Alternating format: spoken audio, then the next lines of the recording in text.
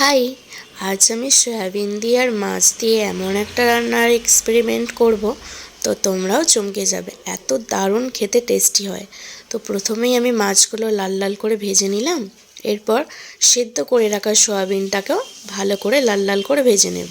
তারপর একটা পেস্ট করে রেখেছিলাম সর্ষে, পোস্ত, কাঁচা লঙ্কা আর রসুন, সেটা দিয়ে ভালো করে কষিয়ে নেব।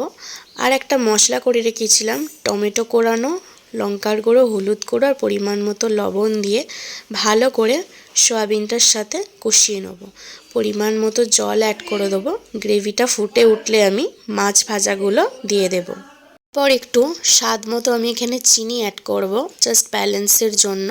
তারপর নামানোর সময় একটু কাঁচা সর্ষের তেল আর 3-4টে মতো কাঁচা লঙ্কা দিয়ে সার্ভ করব।